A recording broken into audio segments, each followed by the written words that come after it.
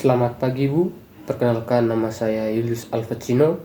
Pada video ini saya akan membacakan sebuah teks monolog yang berjudul Ambina Tak Sengaja, karya Sinta Febriani. Di sebuah kamar dengan cahaya remang-remang, seorang gadis bernama Ambina duduk terpaku di kursi. Pandangannya mengarah ke pintu kamar yang tertutup. Tampak kardus berwarna coklat di depan pintu. Dengan wajah bingung, apa yang harus kulakukan sekarang? Mengapa ini bisa terjadi? Aku sudah berhati-hati mengendarai motor dengan laju normal. Tidak balap. Aku tidak balap. Aku memperhatikan kendaraan lain yang lalu lalang. Tapi, mengapa aku tak bisa melihatnya? Apakah aku melamun? Tidak. Rasanya aku tidak melamun. Tapi entahlah. Mungkin aku melamun. Aku tak ingat. Sial. Benar-benar sial. Ambina beranjak ke kardus, hendak membuka tutup kardus. Tapi niat itu diurungkan. Dia berjalan mundur perlahan.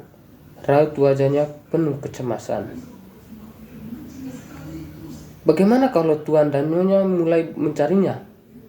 Bagaimana kalau ada yang melihatku melakukannya? Tuan dan Nyonya akan membuat pengumuman dan menyebarkan ke media sosial. Lengkap dengan fotoku, nama sekolahku, bahkan alamatku. Netizen akan menghujatku, menyebarkan fotoku, foto sekolahku, foto ibu, bapak, kawan-kawanku, semuanya. Habislah aku. Habis. Aduh, bagaimana ini?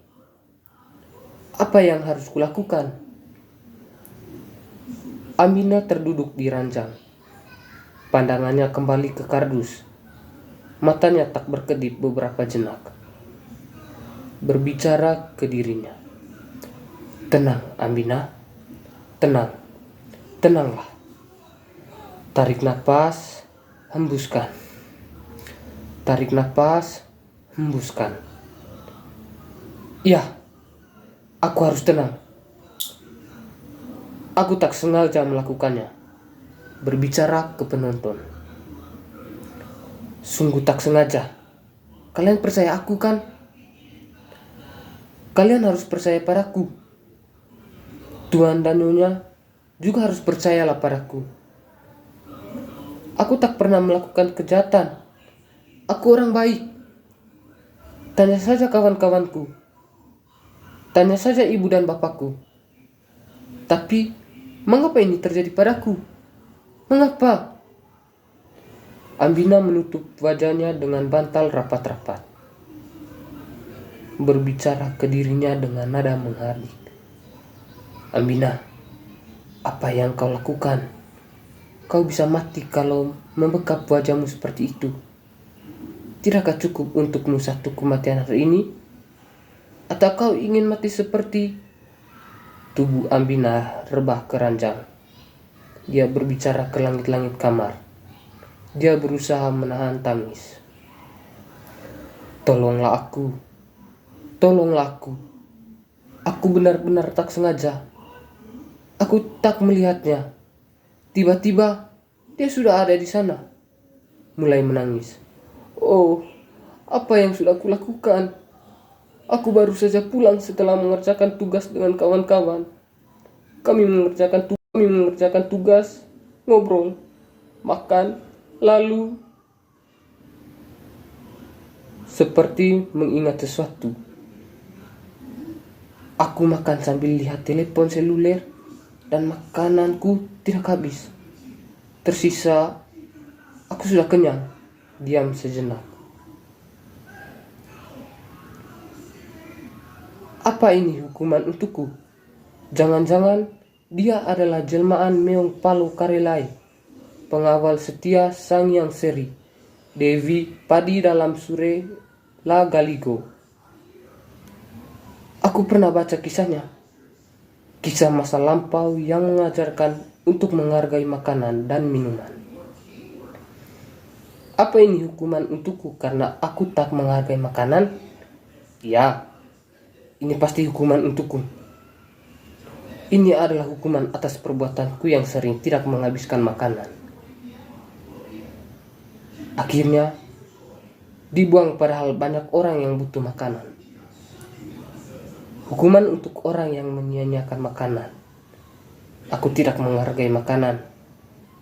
Aku tidak memberi makan pada orang yang membutuhkan, malah membuangnya. Keterlaluan ya. Kau keterlaluan, Ambina. Ambina menangis terisak beberapa saat.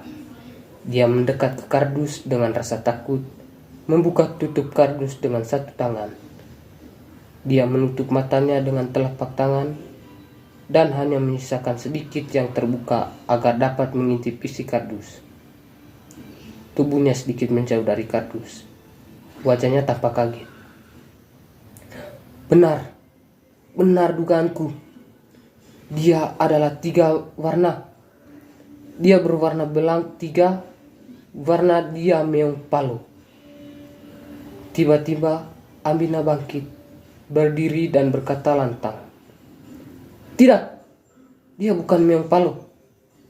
Ini bukan hukuman." Dia tak menjawab pertanyaanku karena sudah mati. Dia bukan jelmaan siapa-siapa. Dia bukan jelmaan meong palo karelai. Bukan pengawal setia Dewi Padi, Sang Yang Seri. Itu mitos yang bernilai kearifan agar kita belajar menghargai bahan pangan yang telah ada sejak dahulu, yang telah menghidup kita. Aku memang salah karena sering seenaknya menyia-nyiakan makanan. Tapi ini bukan hukuman. Aku akan belajar menghargai makanan. Ambina terdiam seperti teringat sesuatu. Bicara ke penonton dengan wajah cerah. Aku tahu sekarang.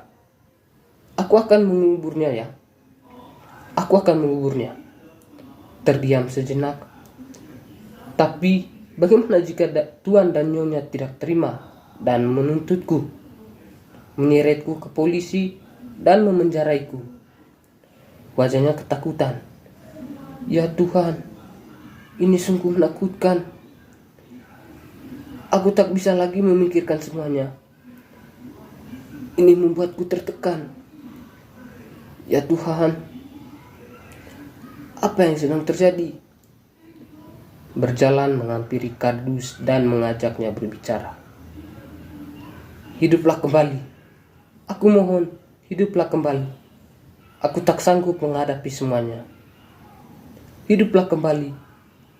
Maafkanlah aku. Maafkan aku. Aku harus menyelesaikan ini sebelum ibu dan bapak pulang. Mereka tak boleh tahu kejadian ini. Tak boleh. Aku tak boleh menyusahkan mereka. Aku harus menyelesaikan ini sendiri. Ambina berhenti bicara. Dia seperti mendengar suara. Dia bergegas ke jendela, membuka sedikit tirainya, dan mengintip. Segera ditutupnya kembali tirai jendela dan loncat ke atas ranjang. Dia meringkuk di sudut ranjang. Wajahnya ketakutan. Berbicara ke dirinya. Siapa itu? Sepertinya ada yang datang. Jangan-jangan Tuan dan Nyonya telah tahu bahwa dia mati dan tahu bahwa akulah penyebabnya. Tuan dan Nyonya datang ke sini untuk menangkapku atau bahkan membunuhku. Bisa jadi yang datang adalah orang suruhan Tuan dan Nyonya yang bertugas membunuhku. Ya, membunuhku. Astaga, ini mengerikan. Aku mohon jangan bunuh aku. Aku mohon jangan bunuh aku. Aku tidak sengaja, maafkanlah aku. Ambina terisak di sudut ranjang. Di tatapannya kardus coklat yang tak bergerak sedikit pun. Dia tampak menangkan dirinya. Tidak, aku tidak sengaja menabraknya. Ini adalah penjelasan yang jujur. Tak ada niat untuk menabraknya. Ini murni ketidaksengajaan.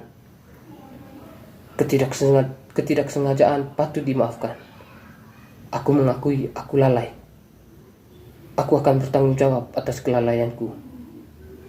Aku akan menguburnya. Ya, aku akan menguburnya. Aku akan datang ke Tuan dan Nyonya. Aku akan menceritakan semuanya. Jujur lebih baik. Tiba-tiba terdengar suara mengiang. Ambina tersentak kaget dan berlari ketakutan ke arah penonton. Monolog selesai. Itu saja cerita monolog yang saya bawakan berkaitan dengan Ambina Tak Sengaja karya Shinta Febriani. Terima kasih.